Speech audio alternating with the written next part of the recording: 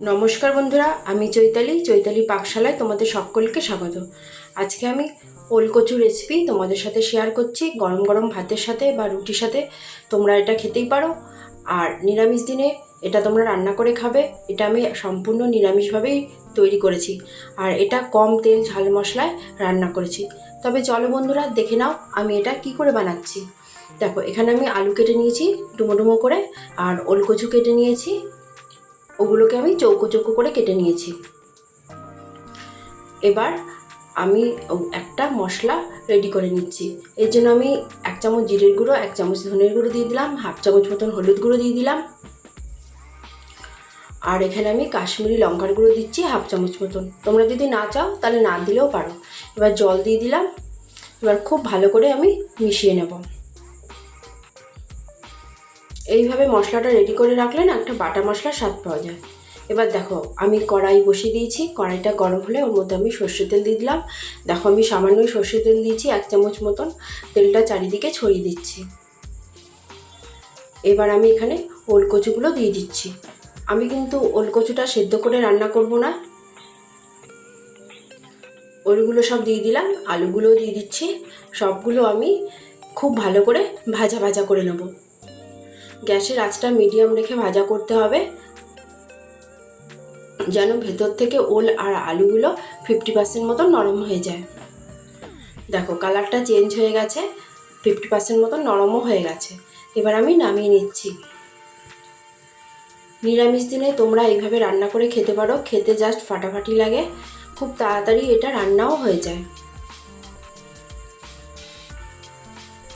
দেখো, সবগুলো আমি নামিয়ে নিলাম। আমি আবার সামান্য একটু তেল দিয়ে দিলাম, একদম সামান্যই দিয়েছি। এবার আমি তেলের মধ্যে জিরে ফোড়ন দিয়ে দিচ্ছি 1/2 চামচ মতন। শুকনো লঙ্কাটা কেটে দিয়ে দিলাম, 2টো শুকনো লঙ্কাই দিয়েছি। ফোড়নটা একটু ভাজা ভাজা হলে এর মধ্যে আমি গোটা গরম মশলাগুলো দিয়ে দেবো। সামান্যই দিয়েছি, 2টো এলাচ, 2টো দারচিনি, 2টো লবঙ্গ। একটু ফাটিয়ে নিয়েছি এলাচগুলো, দিয়ে সবগুলো একসাথে ভাজা ভাজা করে নেব। যখন ফোড়নটা দিয়ে সুন্দর গন্ধ বেরোবে তখন আমি হিং দিয়ে দিলাম। বেশি না, 1 চিমটে মতন দিয়েছি। তোমরা যদি না চাও তো নাও দিতে পারো, তবে হিং দিলে না একটা সুন্দর গন্ধ আসে হিঙের, যেন খেতেও ভালো লাগে। এবার দেখো, আমি আদা লঙ্কার পেস্ট দিয়ে দিলাম। এখানে 1/2 চামচ মতন আদা আর 4-5টা মতন লঙ্কা আমি একসাথে পেস্ট করে রেখেছিলাম জল দিয়ে, ওটা দিয়ে দিলাম। আর যে মশলার ঘোলটা বানিয়েছিলাম ওটাও দিয়ে দিলাম। দিয়ে সবগুলো একসাথে খুব ভালো করে কষিয়ে নেব। একটু সামান্য জল দিয়ে দিলাম। এবার আমি টমেটো পেস্ট দিয়ে দিলাম। এখানে একটা বড় সাইজের টমেটো আমি পেস্ট করে নিয়েছিলাম, ওটাই দিয়ে দিলাম। খুব ভালো করে নাড়িয়ে চাড়িয়ে কষিয়ে নেব। দেখো, সাইড দিয়ে তেলটা সেপারেট হয়ে গেছে, আমার কষানোটা হয়ে গেছে। এবার আমি কচু আর আলুগুলো দিয়ে দিলাম। দিয়ে মশলার সাথে খুব ভালো করে মিশিয়ে নিতে হবে। নুন দিয়ে দিলাম পরিমাণ মতন। নুন দিয়ে খুব ভালো করে মিশিয়ে নেব।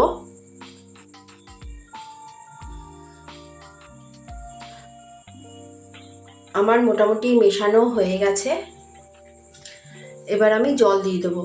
যে যেরকম ঝোল খাবে সেই মতন জল দেবে, তবে আমি একটু বেশি করে জল দিলাম, তার কারণ কচুটা একটু নরম হতে টাইম লাগবে, তো সেই কারণে। এবার আমি 2টো তেজপাতা দিয়ে দিলাম। ঝোলের মধ্যে তেজপাতাটা ফুটলে না ঝোলের গন্ধটাই আলাদা হয়, খেতেও ভালো লাগে। এবার আমি ঢাকনাটা দিয়ে দিলাম। 15 মিনিট পর ফিরে আসলাম। এবার একটু নাড়িয়ে চাড়িয়ে নিচ্ছি।